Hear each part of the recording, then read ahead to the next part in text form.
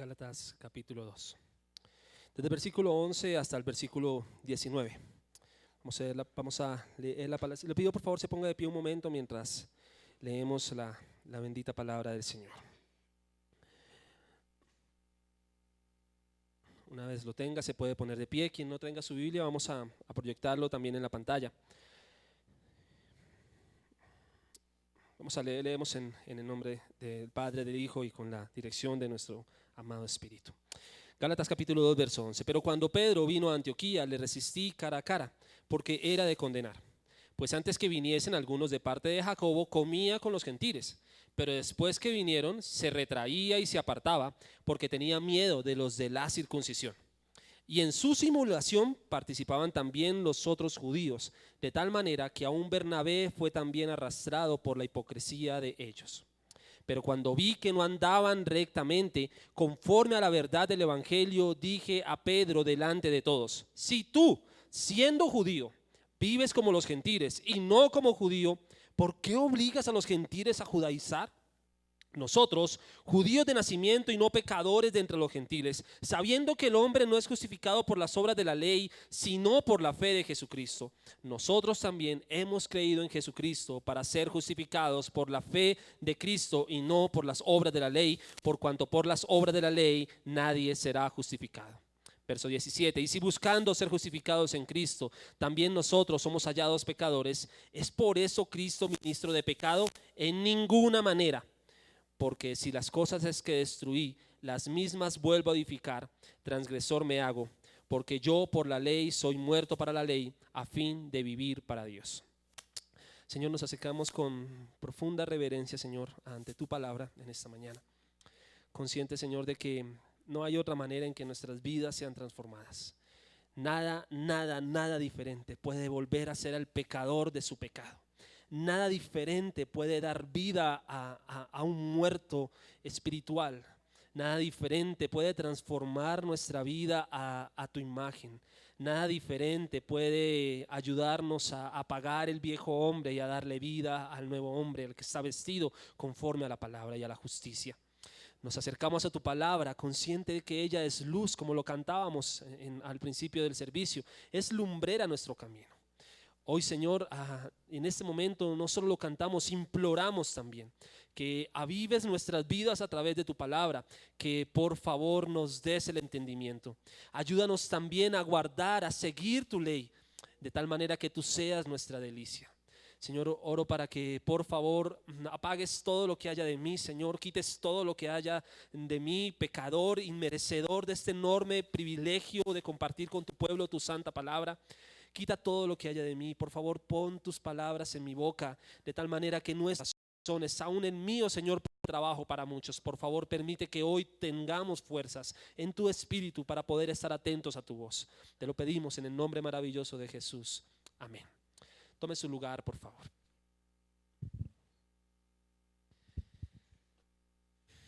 Bien, no deja de ser tremendamente estremecedor y asusta mucho el estar parado, no porque ustedes me asusten, porque la verdad ustedes no me asustan, sino por la responsabilidad enorme de la palabra, porque entre ustedes y yo está en medio esta palabra, ¿sí? Y es una enorme responsabilidad el poder ser lo más claro posible, también lo más cercano, sino lo más asertivo en cuanto a comunicar lo que Dios quería.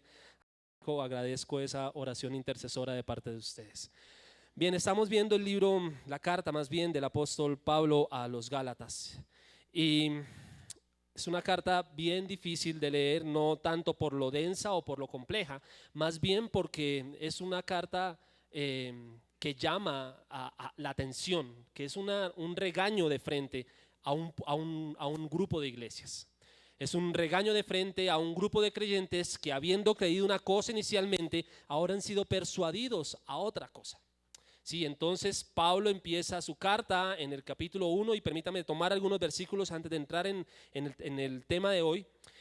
Algunos versículos en el capítulo 1 empieza diciendo: Pablo, apóstol, no de hombres ni por hombres, sino por Jesucristo y por Dios el Padre que lo resucitó de los muertos, y todos los hermanos que están conmigo a las iglesias de Galacia. Gracia y paz sean a vosotros de Dios el Padre y de nuestro Señor Jesucristo, el cual se dio a sí mismo por nuestros pecados para librarnos del presente siglo malo, conforme a la voluntad de nuestro Dios y Padre, a quien sea la gloria por los siglos de los siglos. Y el versículo 6 luego dice: estoy maravillado. Y la primera, en el día en que el pastor enseñó esto, yo taché esa palabra maravillado y puse una palabra horrorizado. Estoy horrorizado de que tan pronto os hayáis alejado del que os llamó por la gracia de Cristo para seguir un evangelio diferente. Entonces Pablo escribe su carta a una iglesia que podríamos de cierta manera decir que está pasando o está tomando un examen. Pablo está llamando y preguntando en una hojita cuáles son esas creencias que sostienen la fe de los Gálatas. Pablo le está preguntando básicamente a los Gálatas qué es lo que sostiene su fe. Y digamos que Pablo ha recogido el examen, y cuando Pablo recoge el examen comienza a leer las preguntas y Pablo responde: estoy horrorizado de que tan pronto os hayáis alejado de la fe de Cristo para seguir un evangelio diferente. Entonces Pablo luego empieza en el capítulo 1, versículo 11, a describir acerca de cómo el evangelio, que no es diferente, sino el evangelio real, ha transformado su vida, ha transformado su corazón, ha hecho un cambio absoluto en él. Y Pablo empieza contando quién era él, qué hacía Pablo antes, en qué estaba puesta su esperanza, en qué estaba puesto su fundamento, cuál era su confianza, su motivación. Y luego dice en el versículo 15, dice: pero cuando agradó a Dios, que me apartó desde el vientre de mi madre y me llamó por su gracia, revelar a su Hijo en mí para que yo le predicase a los gentiles. Y esa vida que Pablo llevaba, que parecía tan satisfactoria, tan llena de éxitos, tan admirada por otras personas, tan codiciada por otras personas, Pablo comienza a decir: esa vida ya no significaba nada para mí, ya no significa nada para mí. Un día Dios se agradó de llamarme, dice Pablo, de entre los muertos para darme vida. Y Pablo comienza a contar lo que pasó después de eso. Pablo comienza a decirnos que comenzó a predicar en medio de los gentiles, que no consultó con nadie, que nadie lo mandó, que no esperaba que alguien le impusiera la mano, le diera una palabra profética para decir: mira que te mando a las naciones. No. Tampoco esperó a capacitarse, tampoco esperó años, tampoco esperó a cumplir con sueños, con propósitos personales. Sencillamente, una vez el Señor se revela a la vida de Pablo, él deja todo lo que tiene de lado, abandona todo, absolutamente todo, y se entrega por completo a la causa de Cristo. Se entrega por completo a la causa de Cristo. Entonces Pablo sigue relatando en el capítulo 1 y los siguientes versículos después del 16 en adelante cómo comienza esta primera etapa de la predicación del evangelio, cómo comienza a hablarle a otros acerca de esto, y se encuentra con gentiles y se encuentra con judíos en medio de su predicación. Y luego Pablo relata que hay una discusión en medio de ellos, y es: ¿qué vamos a hacer con los gentiles que se convierten a Cristo? Siendo Cristo judío, es necesario que si un gentil, entendamos y aclaremos el término gentil como aquella persona que no era judía, el griego, el romano, toda persona que había nacido fuera de la comunidad judía era gentil. Toda la persona que había nacido fuera de esa comunidad era gentil. Entonces comienza la discusión entre: ¿es necesario que la persona que se convierte a Cristo, siendo Cristo judío, adopte las costumbres judías también? Entonces Pablo considera que eso no es necesario. Sin embargo, él decide ir hasta la iglesia en Jerusalén, donde están los apóstoles, y comentar acerca de esto. Sin temor alguno va y habla con las personas que están a cargo. Dice que se reúne en los versículos, perdóname por favor. Capítulo 2, verso 1, dice: después, pasados 14 años, subí otra vez a Jerusalén con Bernabé, llevando conmigo a Tito. Pero subí según una revelación, y para no correr o haber corrido en vano, expuse en privado a los que tenían cierta reputación el evangelio que predico entre los gentiles. Mas ni aun Tito, que estaba conmigo, con todo y ser griego, fue obligado a circuncidarse. Y esto a pesar de los falsos hermanos introducidos a escondidas, que entraban para espiar nuestra libertad que tenemos en Cristo Jesús, para reducirnos a esclavitud. Verso 6.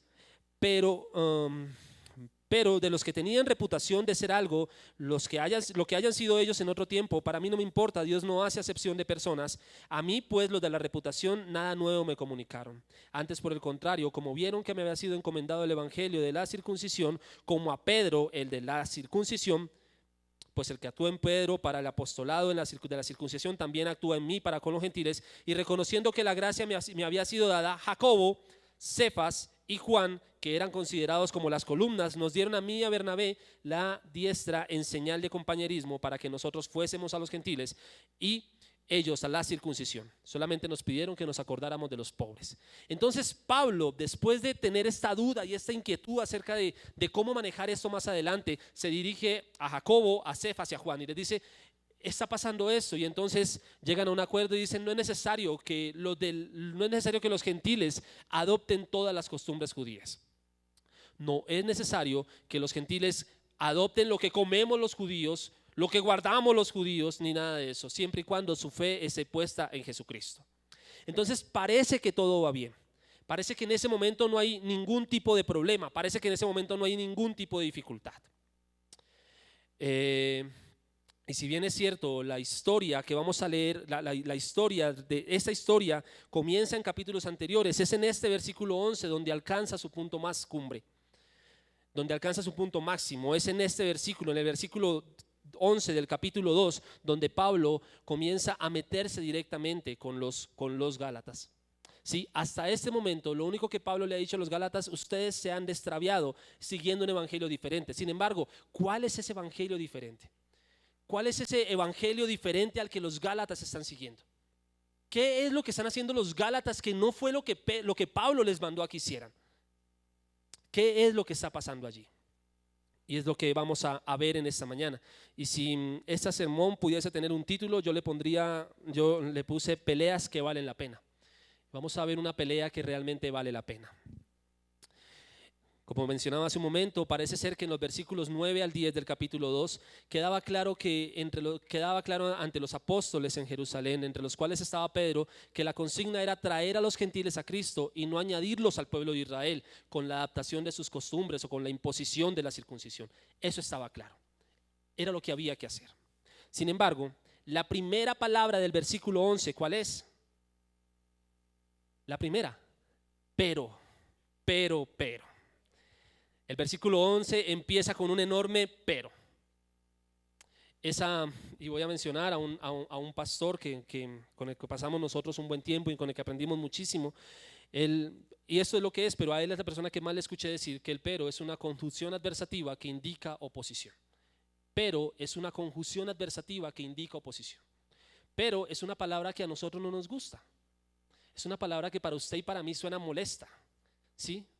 Es una palabra que no solemos o que no nos gusta escuchar, sin embargo utilizamos muchísimo. ¿Sí? Cuando usted manda a su hijo a la tienda y su hijo le dice: sí, mamá, ya voy corriendo, pero usted una dice: ¿pero? No, ningún pero. ¿Sí? Ningún pero. Yo vengo de un hogar donde mi papá no le pude decir pero, sino cuando tenía como 18 años por teléfono, porque en cualquier otro momento me habría pegado directamente. ¿Sí? Cuando mi papá me daba una instrucción y venía un pero, para él era una alerta, decir: ningún pero, no quiero peros. ¿Sí?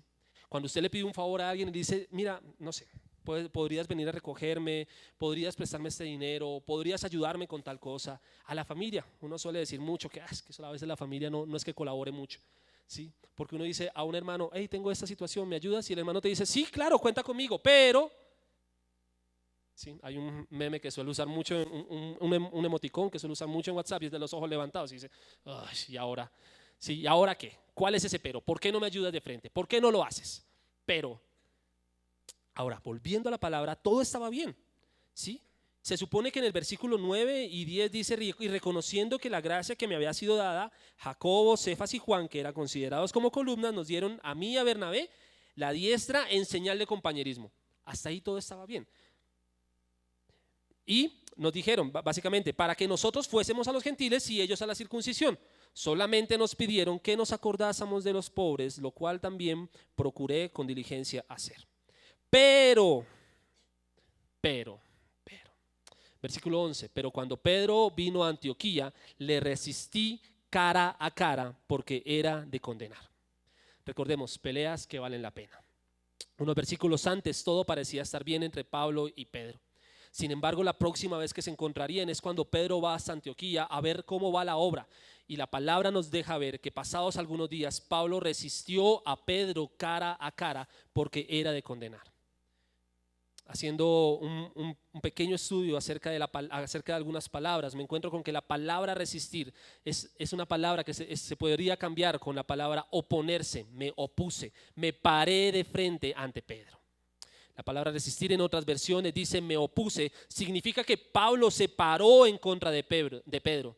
No solamente no estaba de acuerdo, no solamente no compartía, lo que quiere decir que lo que sea que estuviese haciendo Pedro merecía que Pablo se le atravesara en el camino y le llamara la atención. De hecho, Pablo dice que lo que Pedro estaba haciendo era de condenar. Entonces, no es sencillamente, no, tuvimos una pequeña diferencia. No es sencillamente cosas de ministerio que no cuadran y demás. Y lo podemos solucionar después. No. Me paré enfrente. Corté el camino que llevaba Pedro. Me le opuse en el camino. Me le paré, así, de frente. Entonces, imaginándonos nosotros a Pedro y recordando un poco acerca de cómo fue su tiempo con Jesucristo y cómo Pedro, por ejemplo, el día en que fueron a coger al maestro, saca su espada y corta la oreja del soldado, uno podría decir, vaya riesgo el que estaba cometiendo Pablo. Parece que Pablo no conocía quién era Pedro antes. El original se refiere a esta expresión como está condenado, hablando acerca de que lo que hacía Pedro era de condenar, o diciendo que lo que el original quiere decir es que Pedro o estaba condenado o estaba muy equivocado. Pedro estaba teniendo una actitud o comportamiento que a la luz de la verdad estaba completamente errado y Pablo no lo iba solo a obviar o a dejarlo pasar. Pablo estaba decidido no solo a llamarlo a cuenta, sino también a guardar y a salvar del error a los creyentes que estaban con él. La historia que está contando Pablo aquí es una historia de cómo la iglesia fue guardada de la falsa doctrina. Es una historia de cómo la iglesia fue guardada acerca de lo que no es necesario para la salvación. La historia que cuenta Pablo aquí es una historia que nos dice acerca de cómo Pablo, impulsado por su amor, por su pasión por Dios, por el Espíritu Santo, guardó a la iglesia de caer en un falso legalismo, en un legalismo de hecho. Veamos primero que todo la causa de la pelea. Y hay varios peros en este texto y son los peros los que nos van a llevar hacia la causa de la pelea. Versículos 11 al 13 dice, pues antes que viniesen algunos de parte de Jacobo, comía con los gentiles, pero después que vinieron se retraía y se apartaba porque tenía miedo de los de la circuncisión. Versículo 13, y en su simulación participaban también los otros judíos, de tal manera que aún Bernabé fue arrastrado por la hipocresía. Pedro, quien se había reunido con Pablo para decirle lo felices que estaban respecto a la labor que estaban realizando en medio de los gentiles. Pedro, el más nombrado y recordado de los 12 que anduvieron con Jesús. Pedro, quien fue testigo de cómo Jesús comía en la casa del recaudador de impuestos. Pedro, quien vio a Jesús compartiendo tiempo con la mujer samaritana. Quien escuchó a Jesús decir que no había venido a salvar a justos sino a pecadores. Pedro, a quien le fue revelado que Jesús es el Cristo, el Hijo del Dios viviente. Pedro, quien fingió no conocer a Jesús por temor a ser muerto por su causa. Pedro otra vez es encontrado fingiendo, esta vez por temor a ser juzgado por sus amigos los apóstoles. Esto lo iba a mencionar más adelante, pero definitivamente creo que ese es el momento. Aun cuando lo estaba haciendo, lo hice aquí, pero luego lo moví. Sin embargo, yo creo que ese es el momento. ¿No es maravilloso? Es decir, ver que Pedro, aquel hombre que fue tomado de ser un pescador, aquel hombre que fue sacado de su trabajo, que vio tantas cosas con Jesucristo, que vivió cerca al maestro, quien le dijo, maestro, jamás te negaré, jamás te abandonaré, que luego niega al maestro, se aparta por un momento de lo que iba a ser su llamado. Luego Jesús va y lo busca, lo trae y le dice, Pedro, me amas, apacienta mis ovejas. Y al fin de cuentas restaura y renueva el amor de Pedro. Jesucristo a través de su obra restaura y renueva ese amor. Luego Pedro, lleno del Espíritu Santo, comienza a dar el primer sermón de la iglesia y 3,000 son añadidos. Ese es el mismo Pedro que luego es encontrado fingiendo. Dos cosas nos pueden producir esto. El primero es un temor y un terror de saber que no importa qué tanto haga usted en la iglesia, no importa qué tanto tiempo lleve usted en el evangelio, usted siempre está propenso al pecado. Todos los días estamos propensos al error. Todos los días estamos a esto de fallarle al Señor. Todos los días estamos a milímetros de ser hallados justos en nuestras propias obras. Todos los días. Primero, un terrible temor. Segundo, de cierta manera nos produce esperanza de saber que si el Señor lidió con Pedro, va a lidiar con nosotros. Si el Señor lidió con Pedro, Él va a lidiar con nosotros. Así que no es otro Pedro. Es decir, Pablo no se paró enfrente de otro Pedro. Pablo se paró enfrente de Pedro, Cefas, Simón, él mismo. Y esto no fue antes de que, y esta escena que Pablo cuenta aquí, no fue antes de que el Espíritu Santo descendiera sobre ellos. No. Pedro, seguramente lleno ya del Espíritu Santo, salvo, como sabemos, en efecto la palabra revela que Pedro es, se encuentra fingiendo. Es encontrado en pecado. Entonces, como lo digo, lo iba a mencionar después, pero permítame decirle ahora, nosotros como creyentes estamos llamados siempre a estar alertas, siempre a estar alertas. Miren, que nosotros hagamos mucho en la iglesia, que hayamos traído muchas personas a la fe, que hayamos traído muchas personas a la iglesia y que el evangelio les haya sido predicado, que su casa sea la casa en la que se enseña un discipulado, que usted sea un discipulador, que usted sea una persona que esté proyectándose o estudiando para pastor, no garantiza nada en absoluto. No garantiza sino que usted es un pecador más, completamente necesitado de la gracia del Señor día a día. Día a día. Volviendo al texto, veamos cómo fue esa pelea. Versículo 14. Pero cuando vi que no andaban rectamente conforme a la verdad del evangelio, dije a Pedro delante de todos: si tú, siendo judío, vives como los gentiles y no como judío, ¿por qué obligas a los gentiles a judaizar? Miren, muchos de los textos y la mayoría de los textos que nosotros leemos, sobre todo cuando leemos a Pablo, tenemos en muchas ocasiones que ponerle acento cuando lo leemos. A veces pasamos de largo y creemos que estamos leyendo algo sin sentido y demás. Hay que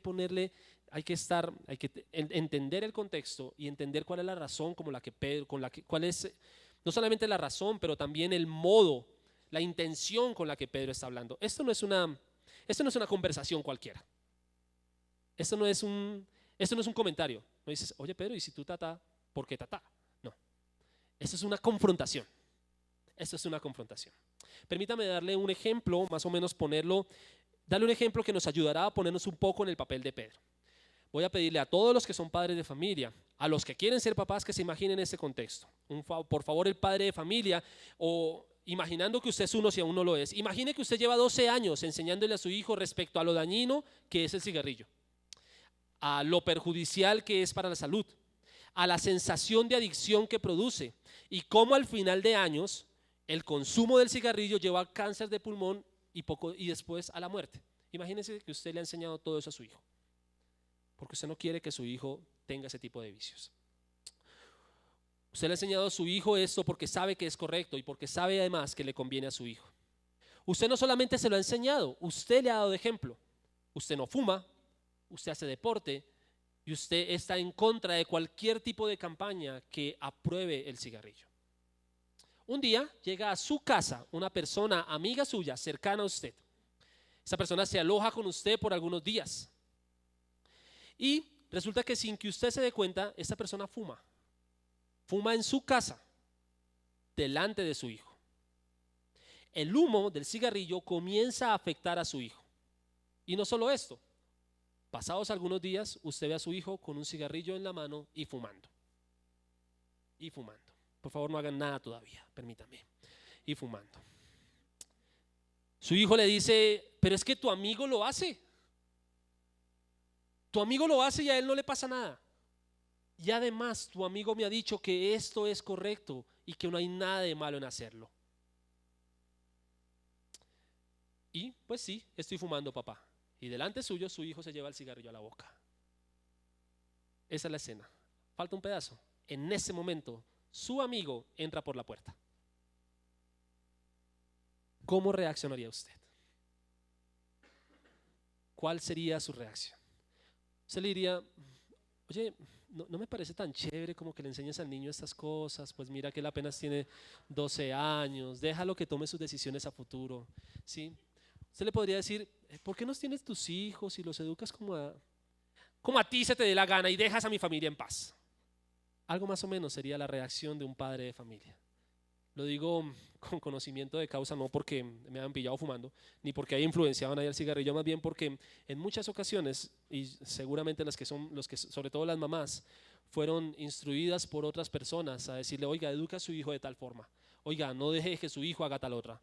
Y lo primero que una mamá piensa, sea o no creyente, dice es, ¿usted por qué no se encarga de educar a sus hijos y me deja educar los míos como yo creo que es correcto? Bueno, esa escena, más o menos esa sensación de rabia que usted puede sentir en ese momento, es la misma sensación que Pablo está sintiendo. Es la misma sensación. Pablo lleva varios años enseñándole a los creyentes de Antioquía que la salvación es por fe en Jesús y que judíos y gentiles pueden convivir sin tener que abandonar o adoptar las costumbres los unos de los otros. Más que una vida piadosa centrada en Dios y confiando en que son salvos por gracia a través de la fe en Jesús. Ha trabajado arduo enseñando que la salvación no tiene que ver con obras y que no podemos ser más justos si añadimos obras a nuestra fe. Por lo menos no justos ante Dios. Ahora, después de que Pablo ha hecho todo este trabajo, Pablo llega a la iglesia. Pedro, llega a la iglesia. Y quien en un principio aplaudía y decía, Pablo, cómo me alegra lo que está pasando aquí. Me alegra mucho ver la comunión. Qué lindos todos los hermanos amándose. Oh, comamos todos cerdo. Vengan acá y comamos todos juntos. En un principio Pedro hacía eso. Empieza a alejarse de los creyentes gentiles, haciéndoles pensar a ellos que les faltaba algo. Algo les era necesario para estar a la altura. Cuando vi que no andaban rectamente conforme a la verdad del evangelio, dije a Pedro delante de todos, si tú siendo judío vives como los... O esa es la entonación con la que Pablo habló con Pedro. No fue una conversación amable, la verdad no lo fue. ¿Cómo no ha de molestarse cualquiera de nosotros con ese tipo de enseñanzas que llevan a la gente a creer que algo de lo que el ser humano añada a la fe en Jesús es necesario para la salvación? Cuánta mentira. Si no ofrendas te vas a condenar. Si no añades, además no guardas el sábado, te vas a condenar. Si no te cuidas de pecar todos los días, te vas a condenar.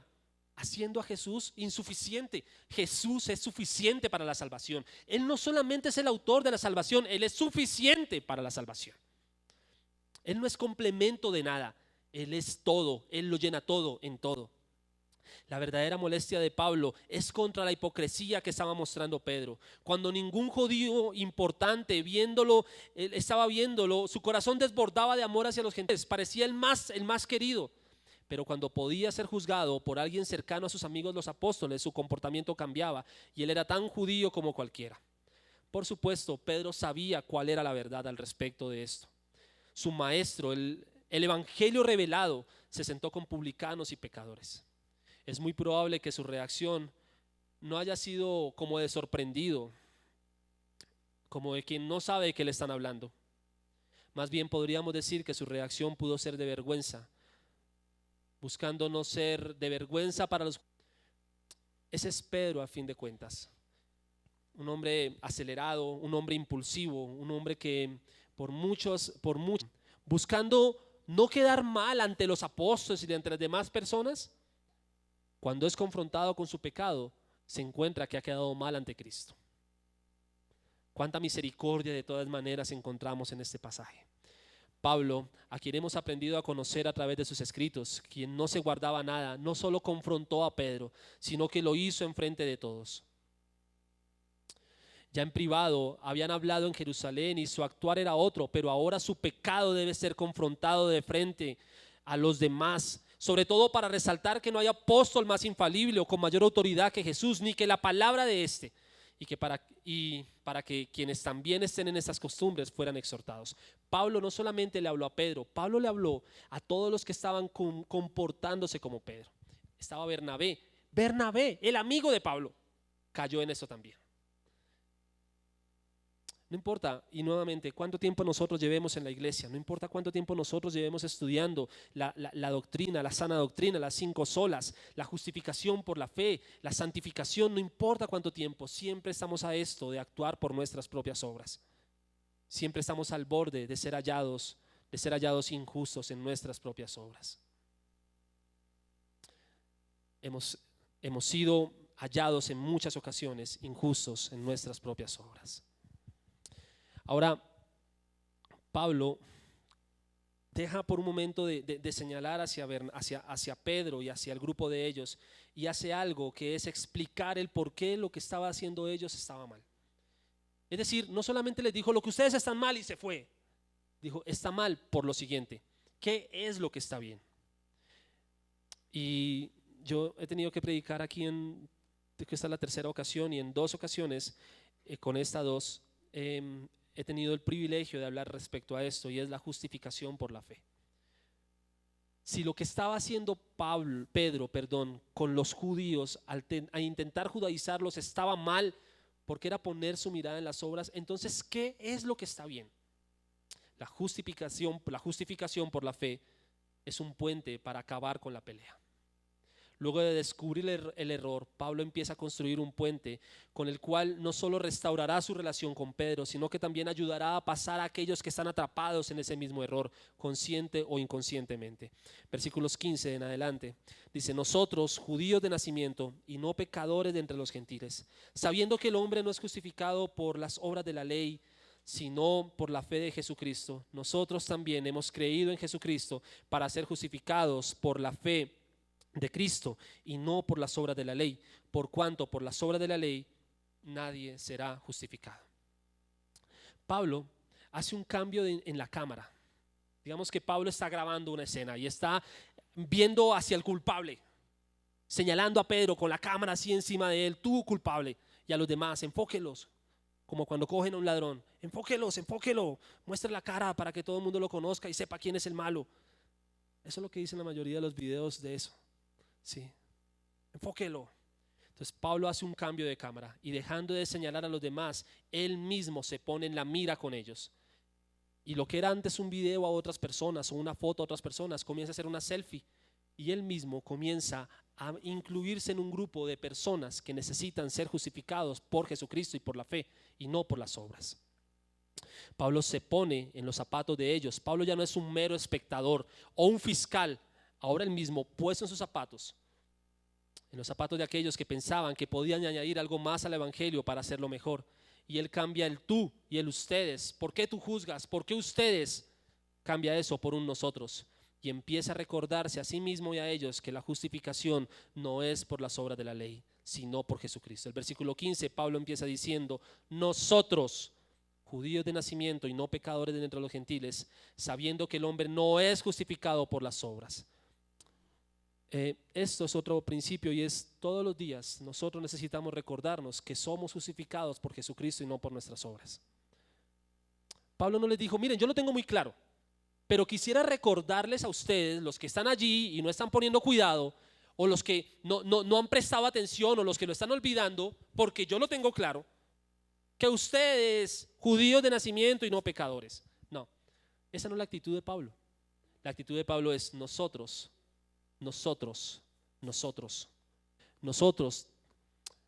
sabiendo que el hombre no es justificado por las obras. Pablo se recuerda a sí mismo el evangelio. Aun aquel que cumple toda la ley y cree guardar a cabalidad los mandamientos no será salvo por eso. Romanos capítulo 1 versículo 17, y vamos a hablar un poco acerca de esa justificación. Dice el Romanos 1:17: porque en el evangelio la justicia de Dios se revela por fe y para fe, como está escrito: mas el justo por la fe vivirá. No hay manera en que una buena vida sea suficiente. Miren, una persona que ha sido diagnosticada con una enfermedad no evitará que la muerte llegue solo cambiando sus hábitos. Una persona que ha sido diagnosticada con una enfermedad terminal, no evitará que la muerte llegue solamente cambiando sus hábitos. Esta persona necesita someterse a un tratamiento, y aún así solo logrará algo paliativo entre tanto que llega su hora. Todos los seres humanos, por favor, présteme mucha atención, todos los seres humanos hemos sido diagnosticados con una enfermedad que se llama pecado, y podemos tratar de vivir bien, podemos hacer ejercicio, podemos no hacerle daño a nadie, podemos cumplir los 10 mandamientos, podemos aplacar nuestra conciencia con algo de yoga o meditación, podemos ser buenos padres, podemos ser buenos ciudadanos. Sin embargo, el pecado siempre hace metástasis. De tal forma que todas las cosas buenas que mencioné hace un momento están contaminadas e infectadas por el pecado. Cuando usted ve a una persona que no conoce a Cristo haciendo buenas obras, es una persona que está a punto de morir, diagnosticada con muerte eterna, portándose bien. Sus obras están contaminadas por el pecado. Isaías 64:6 es uno de los versículos más aterradores de la palabra. Todos nosotros somos como el inmundo y como trapo de inmundicia nuestras obras justas. Todos nos marchitamos como una hoja y nuestras iniquidades como el viento nos arrastran. No hay manera en que nuestras obras puedan causarle un impacto a Dios. No hay manera en que nosotros hagamos algo asombroso que haga que Dios diga: bravo, te mereces la salvación. Sí, mírenlo a Él. Mírenlo a Él cómo se comporta. Mírenlo a Él cómo vive. No hay manera. Miren, si usted está en esta mañana aquí o usted está escuchando este sermón por internet y Cristo no es rey de su corazón y usted vive todavía a su manera, usted podrá ser muy buena persona, pero es una persona que está diagnosticada con muerte eterna. Está diagnosticada con muerte, con una enfermedad que lo va a llevar a la muerte eterna. Por eso necesitamos ser justificados. No autojustificarnos, sino ser justificados. El que se autojustifica dice: pero si yo me porto bien. El que se autojustifica, como en el pasaje que estamos estudiando, dice: pero si yo no me comporto como los gentiles, si yo como y guardo la ley, si yo como y guardo los preceptos, no solamente los 10, sino las 620 y algo leyes, y además las que han añadido los que han venido después de ellos, yo las guardo todas. Es perfecto. Se está autojustificando. Jesús, hablando acerca de la oración, hablando acerca de cuando oréis, dice: no oréis como los que se paran en la mitad de la plaza y dicen: Señor, gracias porque yo no soy como este. Señor, gracias porque yo sí doy el diezmo. Señor, gracias por esto.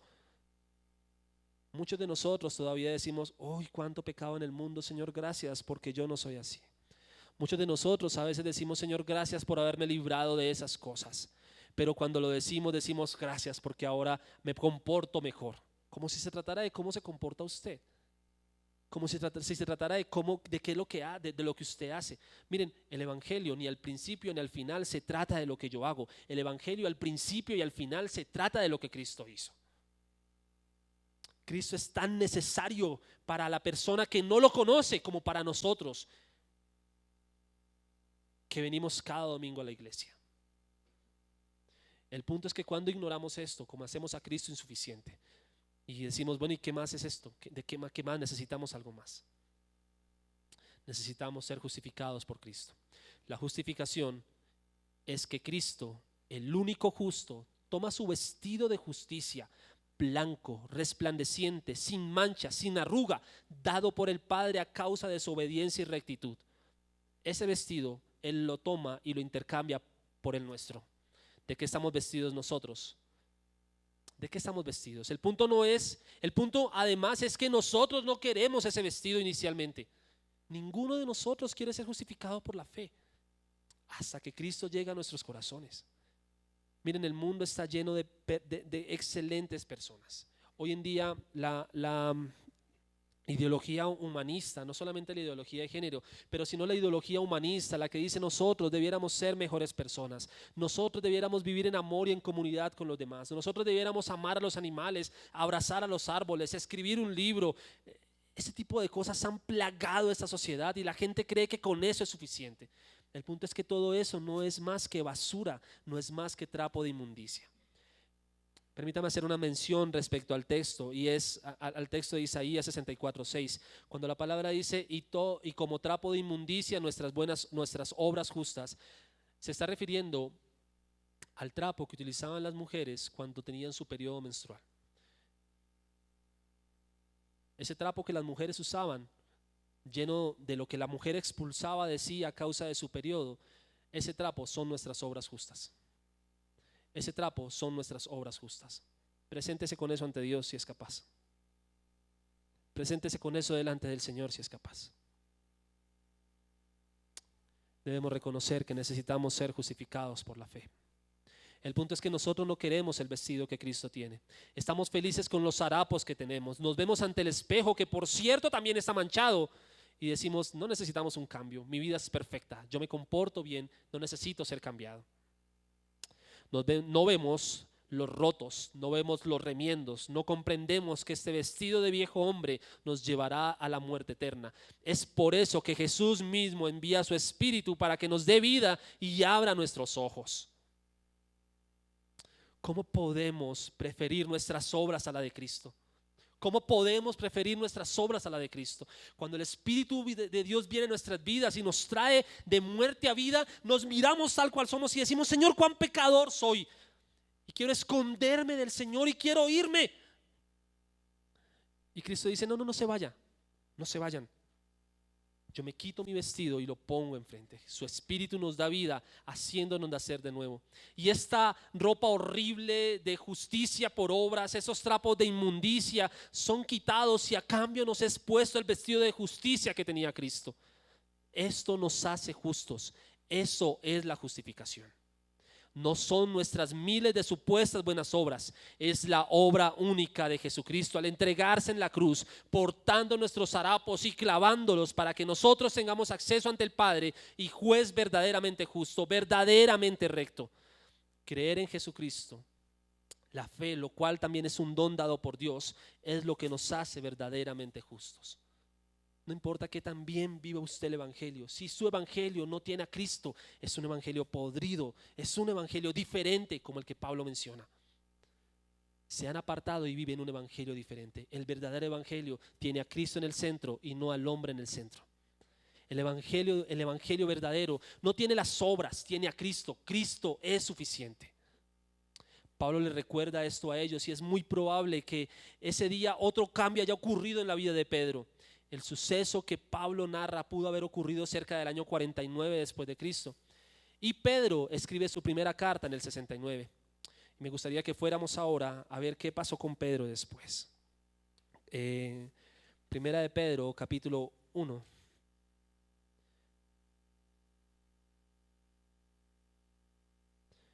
Primera de Pedro, capítulo 1, verso 18.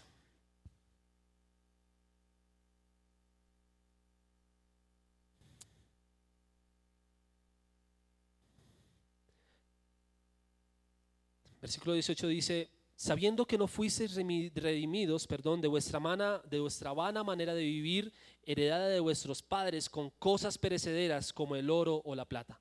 Pedro lo entendió. Pedro lo entendió. Pedro sabe que esta nueva vida no tiene que ver con obras, no tiene que ver con nada que yo haya ganado o ahorrado en esta tierra. Pedro comprendió que no tiene nada que ver con eso. Versículo 19, sino con sangre preciosa como de un cordero sin tacha y sin mancha, la sangre de Cristo. Porque Él estaba preparado desde antes de la fundación del mundo, pero se ha manifestado en estos últimos tiempos por amor a vosotros, que por medio de Él sois creyentes en Dios, que le resucitó de entre los muertos y le dio gloria, de manera que vuestra fe y esperanza sean en Dios. Ya no en las obras, ya no en comportarse como los judíos o judaizantes, en Dios. Creo que Pedro entendió el mensaje de Pablo ese día.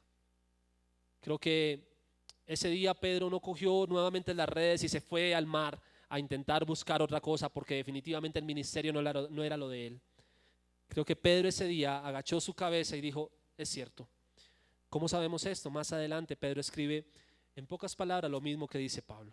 No hay manera en que nuestras obras nos puedan justificar ante Dios. Lo que tenemos hoy en día no lo ganamos nosotros. Dios nos lo dio a nosotros. Qué valioso puente acaba de construir Pablo. El recordarle a este grupo de creyentes en Antioquía, seguramente lo que empezó con un ambiente tenso terminó siendo un momento de reflexión para todos.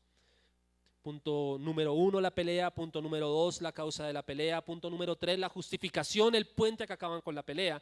Y veamos un punto número 4, y es algo que Pablo quiere dejar claro. Volvamos nuevamente a Gálatas.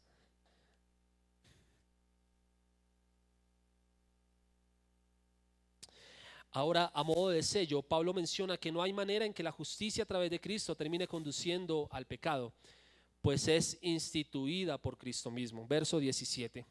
Y si buscando ser justificados en Cristo, también nosotros somos hallados pecadores, ¿es por eso Cristo ministro del pecado? En ninguna manera. Cristo mismo había aclarado que el problema no estaba en lo que comemos o con quién comemos, que el problema era otro. Marcos capítulo 7, versos 18 al 23. Para que veamos cuál era el verdadero problema. Y esto, lo peor de todo es que esto Pedro ya lo había escuchado. O sea, Pedro sabía cuál era el verdadero problema. Marcos 7, verso 18 al 23, el 18 dice, Él les dijo, también vosotros estáis aún sin entendimiento. ¿No entendéis que todo lo de fuera que entra en el hombre no le puede contaminar porque no entra en su corazón, sino en el vientre y sale a la letrina? Esto decía, haciendo limpios todos los alimentos. Versículo 20, pero decía que lo que del hombre sale, eso contamina al hombre, porque de dentro del corazón de los hombres salen los malos pensamientos, los adulterios, las fornicaciones, los homicidios, los hurtos, las avaricias, las maldades, el engaño, la lascivia, la envidia, la maledicencia, la soberbia, la insensatez. Todas estas maldades de dentro salen y contaminan al hombre. Mire, usted no va a ser justificado porque cambie su manera de comportarse. Usted es justificado porque su corazón es cambiado. Usted no necesita un cambio de hábitos, usted necesita un cambio de vida. Usted no necesita reemplazar un hábito por otro, usted necesita reemplazar esa vida muerta por Cristo, que es vida y es verdad. Como padre de familia, ustedes en muchas ocasiones pasan por dificultades con sus hijos y sus hijos no leen la Biblia, sus hijos no vienen a la iglesia o hacen las cosas de mala gana y se van de la casa a veces y dicen, ¿y ahora? Se perdió con todas las buenas cosas que les enseñé, como si eso fuera suficiente. Si usted como padre de familia no le enseña a sus hijos la palabra, no le enseña a su hijo que él es un pecador y no un campeón, no hay manera en que su hijo sea justificado. Nosotros los creyentes no tenemos hijos campeones que son mejores que los demás. Nosotros tenemos como creyentes hijos pecadores que necesitan ser redimidos por la sangre del Cordero. Cuando usted le dice a su hijo, tú eres un campeón, ve que te lo vas a ganar, le está diciendo, la justificación por obras no es verdad. Cuando usted le dice a su hijo, usted es un campeón, vaya, que usted es mejor que los demás, usted está enseñando un evangelio completamente humano, humanista, basado en usted como centro y no en Cristo como centro, porque el evangelio centrado en Cristo dice, tú no eres nada sin mí, separados de mí nada podéis hacer, me necesitas para ser justificado. Su mayor preocupación como padre no debiera ser que su hijo o su hija cambie sus hábitos. Su mayor preocupación para usted como padre debiera ser que su hijo conozca a Cristo como Salvador. Como Salvador. Jóvenes, nosotros podemos pasar toda una vida preparándonos para las buenas obras. Jóvenes, nosotros podemos coger todas las doctrinas de la gracia, estudiar de pe a pa a Calvino, estudiar de pe a pa a Lutero, luego a todos los reformadores y armar un libro a partir de eso. Si Cristo no está en nuestros corazones, nuestro conocimiento es basura. Nuestro conocimiento es basura. Dios nos guarde. Dios nos guarde. Miren, nada es tan importante como conocer a Cristo. Nada es tan importante como entender su obra en la cruz del Calvario. Nada es tan importante como eso. Esa es la doctrina más importante. Es decir, ¿de qué sirve que nosotros hayamos salido de iglesias que hablan en lenguas, de iglesias que creen en milagros? ¿De qué sirve que nosotros hayamos dejado ese tipo de lugares si al fin de cuentas nuestras vidas hoy viven por obras y no por fe? ¿De qué sirve? ¿De qué sirve que ya no hablemos en lenguas? ¿De qué sirve? Es decir, ¿es esta nueva creencia, es esta nueva doctrina, es esta nueva manera de creer o de ver la Biblia lo que me salva? No, sigue siendo Cristo lo que me salva. Sigue siendo Cristo lo que me salva. La doctrina no es mejor que Cristo. Cristo es mejor. Cristo es mejor. Y sin embargo, estamos llamados a estudiar la palabra. Estamos llamados a indagar en ella, a navegar en ella. Pero si lo hacemos con el ánimo de tener un conocimiento superior al de los demás, de ganar discusiones por fuera, de mostrarme más sabio que otros, basura, trapo de inmundicia es lo que estamos portando. Si el conocimiento mejor de la doctrina no me lleva a atesorar a Cristo, no me lleva a amarlo a Él y a reconocerme pecador, mi doctrina es falsa. así sea correcta. Mi doctrina es falsa, así sea correcta. Si lo que Pedro y los demás judaizantes daban a entender era cierto cuando decían que debían separarse los gentiles para comer, entonces lo que Cristo dijo es mentira. ¿Cómo tuvo que haber dolido esto en el corazón de Pedro? Darse cuenta que con sus actos estaba echando por tierra todas las palabras de su maestro ante los demás. Nosotros tenemos que cuidar muchísimo esto. Todos los días estamos propensos a ser un Pedro, que en lugar de Cristo predicamos esto o aquello. Cristo es suficiente, Cristo es mejor. Por el contrario, tratar de involucrar las obras como una necesidad para nuestra justificación no es más que devolvernos derecho hacia el pecado. Versículo 18 de Gálatas 2 dice: porque si las cosas que destruí, las mismas vuelvo a edificar, transgresor me hago. Transgresor me hago. Ya terminando, por favor, acompáñeme al versículo 19.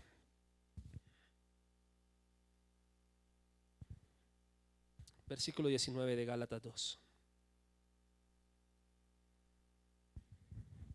Porque yo por la ley soy muerto para la ley, a fin de vivir para Dios.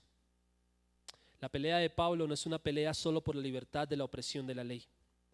No se trata de quedarnos libres para hacer todo lo que queramos, como si el asunto principal fuera la ley. Para muchos es más sencillo tener un instructivo o un libro de conducta para seguir. Muchos serían más felices si les dijéramos: el evangelio es esto y esto, entonces el lunes se puede hacer esta cosa, el martes se puede hacer esto, el miércoles, el sábado, el domingo tiene que hacer esto. Muchos seríamos más felices así, viviendo bajo ese conjunto de normas.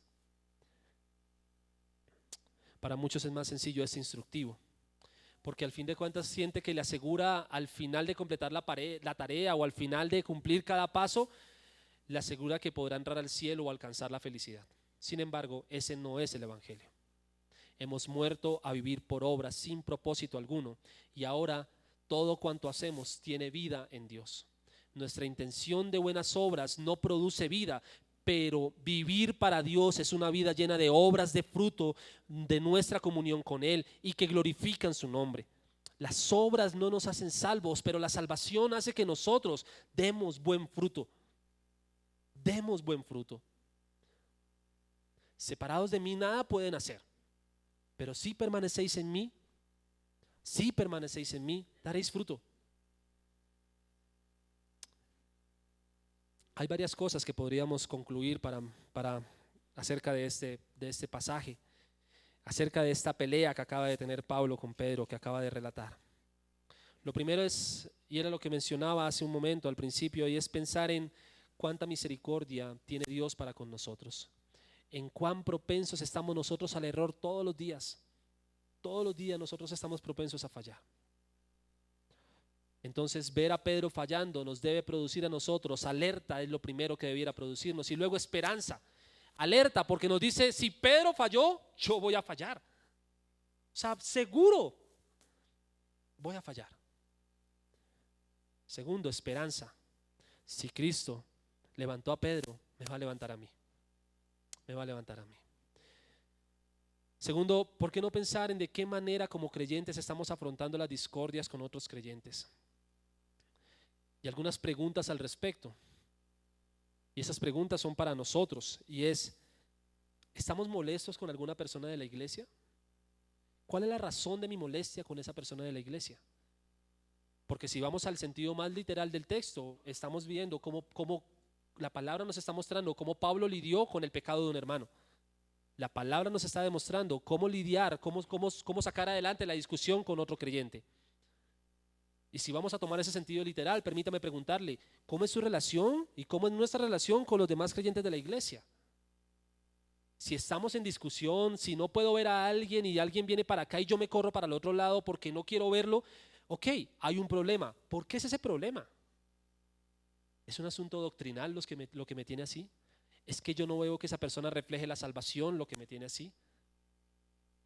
Por lo regular casi siempre es no. Entonces preguntémonos: ¿hay orgullo detrás de este tipo de peleas? ¿Hay orgullo? ¿Por qué esa persona no se comporta como yo espero que se comporte? ¿Por qué esa persona me ofendió? ¿Por qué esa persona me maltrató? Digo, ¿y quién es usted para no ser ofendido y maltratado? Es decir, ¿quién es usted para ofenderse porque alguien lo maltrata? Y dejarle de hablar y creerse digno y decir, esa persona no merece mi saludo. Bueno, no merece mi saludo. ¿Y quién es usted? ¿Quién soy yo? O sea, ¿qué tiene mi saludo? ¿Qué hace mi saludo? Pues da poderes cuando saludo a la gente. ¿Qué hace? No hace nada.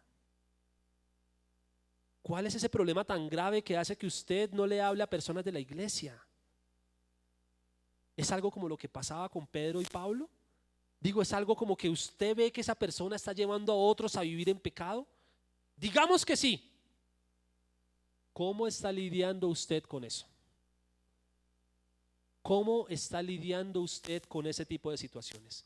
Sin lugar a dudas, todos en la iglesia, más bien en todas las iglesias, habemos personas que maltratamos con nuestra manera de vivir la fe de otras. Sin lugar a dudas, en todas las iglesias habemos personas que aún siendo salvas, y es lo peor, aún siendo salvas, tenemos esas cositas que incomodan a los demás y como que uno dice, este hermano sería mejor aún si quitáramos esto o aquello. ¿Cómo lidiamos con eso? Yo soy una persona súper propensa a provocar ese tipo de cosas en los demás. Soy súper propenso a que las otras personas dijeran, este hermano sería mejor si tal cosa, si tal cosa, si tal cosa. Yo soy súper propenso a eso. Sí, yo no soy el modelo de creyente que la palabra dice. Pero si hay algo que una persona como yo, con el pecado que yo tengo, esperaría es lo mínimo, esperaría de otro creyente que es fuerte en las áreas en las que yo soy débil, es un comportamiento como el de Pablo. Mire, Pablo no esperó a que la reunión terminara. Pablo no dijo, bueno, ahora que se fue Pedro, vengan para acá. Pablo no esperó eso. Es decir, Pablo no sabe cómo funciona la sociedad hoy en día. Hoy en día uno tiene que esperar a que la gente se vaya para poder hablar de ellas. Uno no puede hablar de frente. ¿Cómo va a hacer uno eso? Sí, Pablo no sabe cómo funciona eso. Ayer estaba hablando con una de las mujeres más piadosas que conozco y hablábamos de ese tema y decíamos, nosotros fallamos muchas veces en esto.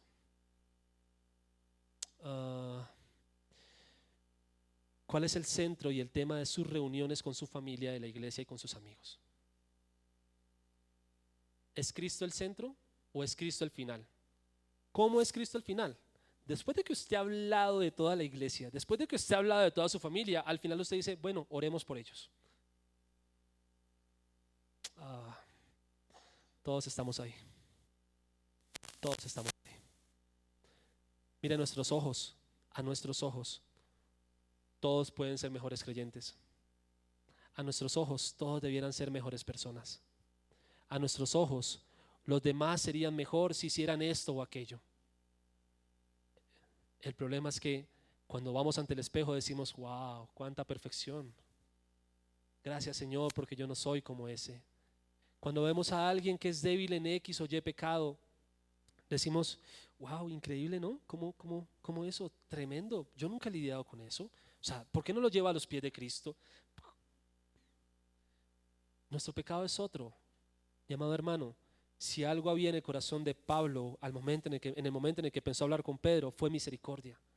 Miren, fue la misericordia la que hizo que Pablo confrontara a Pedro. Fue la misericordia la que hizo que Pablo confrontara a Pedro. Y nosotros no debiéramos hacer menos que eso. En efecto, y volviendo a lo que decía hace un momento, en la iglesia encontramos personas, y ustedes encuentran personas como yo, que pudieran ser mejores si les quitáramos esto o aquello. Que pudieran ser mejores si se comportaran de esta o de aquella manera, si hicieran tal y tal cosa. ¿Cómo va a actuar usted cuando me vea a mí en esa situación? ¿Va a ser como es usted normalmente? ¿O vamos a morir a nosotros mismos? ¿Va a morir a usted mismo y va a ser como Pablo fue? Me va a llamar y me va a decir, Libaniel, esto no está bien. La palabra dice eso. Ahora, esto no está bien, no solamente porque es que no me gusta tanto, no, eso no está bien porque la palabra dice, porque la palabra lo dice.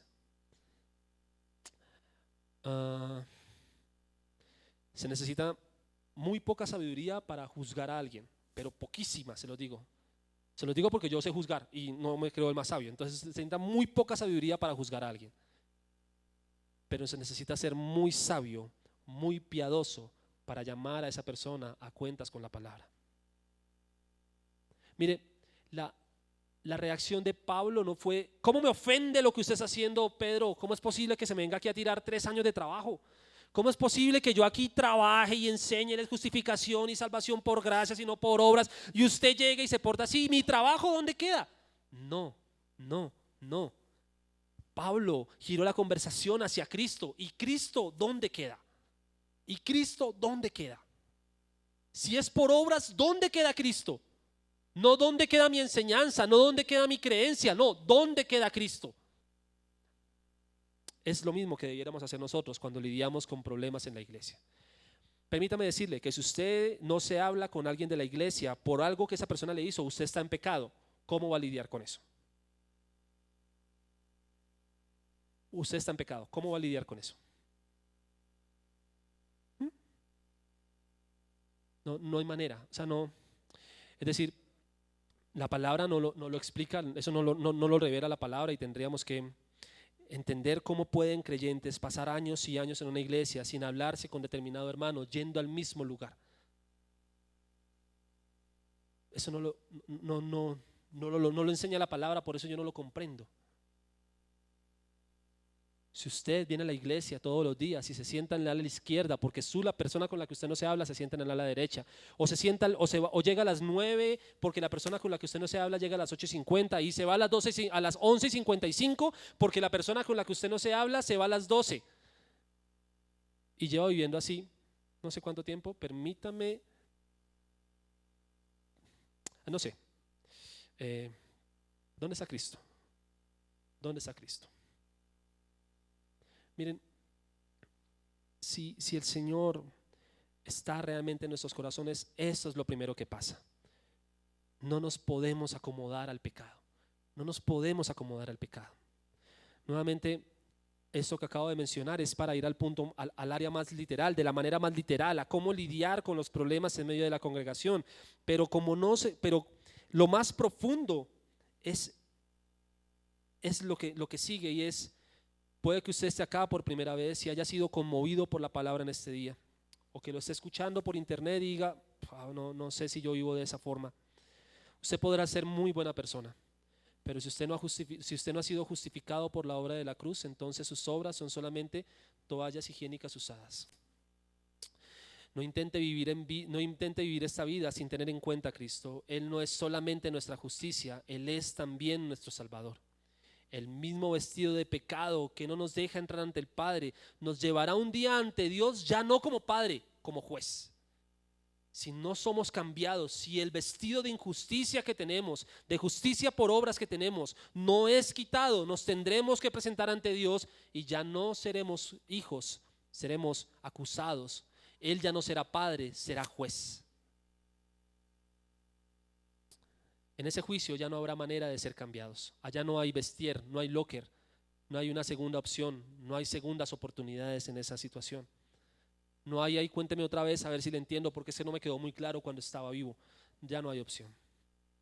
Por favor, roguemos a Dios en esta mañana que tenga misericordia de su vida, de la mía, y que nos salve y podamos entender de qué es que realmente se trata esta vida. Oremos, por favor. ¿Quiere ponerse de pie conmigo, por favor? Y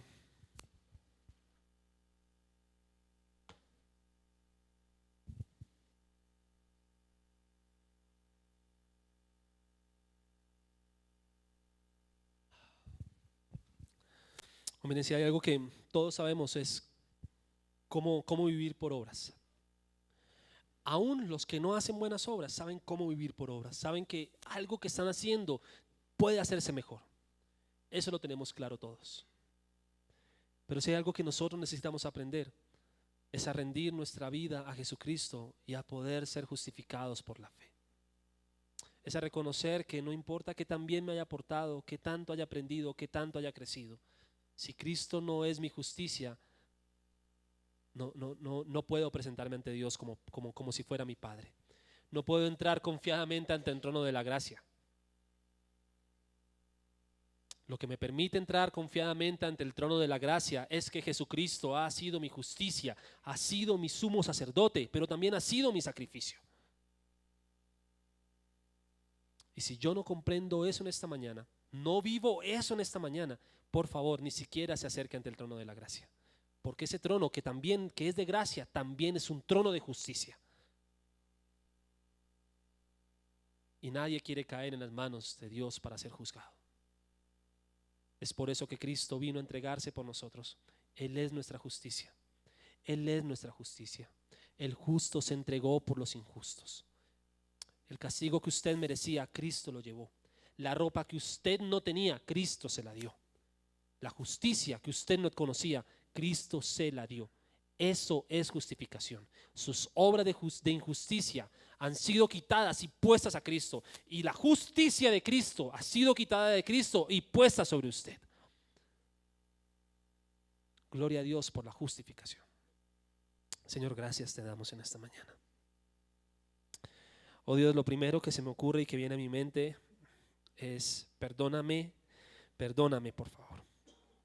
Perdona nuestro pecado, perdona el pecado de tu pueblo, Señor. Dios, en tan pequeñas cosas nosotros somos hallados injustos, somos hallados viviendo por obras.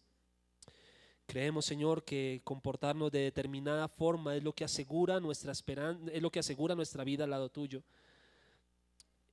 Y aún así, aún creyendo eso, somos hallados faltos en esa manera de vivir. Por eso necesitamos en esta mañana comprender por medio de tu Espíritu Santo que no se trata de lo que nosotros hacemos, que se trata de lo que tú ya hiciste. Ayúdanos a encontrarnos diariamente con tu palabra y a ver primero que todo a Cristo actuando a favor nuestro, por nosotros, y no buscar en tu palabra qué es lo que yo tengo que hacer, sino buscarte a ti, Señor, buscarte a ti. Tú eres suficiente, Señor.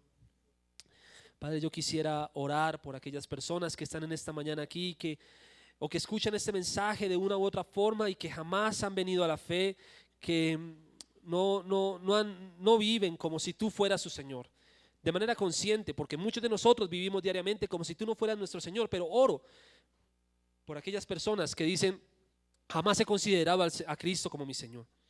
Oro para que tú puedas tocar sus corazones, para que tú puedas poner en ellos tu espíritu y traerlos de muerte a vida, Señor. Para que ellos puedan comprender y aceptar por la fe que sus obras no los van a salvar, que tú has hecho todo por nosotros y tu justicia nos ha sido imputada, puesta a nosotros, Señor. Oro, Padre, para que por favor, si alguna persona está aquí hoy por primera vez, tu palabra pueda ser sembrada en su corazón y produzca el fruto para el cual tú la has enviado. Tu palabra dice que la palabra que sale de tu boca no volverá a ti vacía, sino que cumplirá el propósito para el cual tú la has enviado. Oramos para que así sea también. También, Dios, oramos por nosotros como creyentes, pecadores, injustos, que nos basamos en nuestra manera de vivir para ganar el favor tuyo, o que ponemos delante de nosotros como nuestro escudo, nuestro galardón, diploma, nuestras obras y no tu obra. Perdónanos, por favor. Y ayúdanos a ir todos los días a la cruz.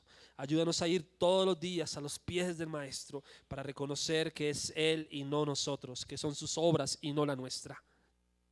Ayúdanos, Señor, a encontrarnos y a ver nuestro pecado diariamente para que podamos reconocernos necesitados de ti, Señor. No permitas que haya un solo día en que nos acostemos, Señor, diciéndonos, oh, cuán buenos fuimos hoy, oh, cuán bueno fui hoy. No permitas que haya un día así, Señor. Por favor, muéstranos nuestro pecado, santifícanos hasta el día en que vengas, por favor. Conmuévenos, Señor. Te lo pedimos en el nombre de Jesús, Señor. Oramos por esto, confiamos en ti, Señor. Gracias en el nombre maravilloso de Jesucristo. Amén. Tome su lugar un momento más, por favor. Gracias por su atención.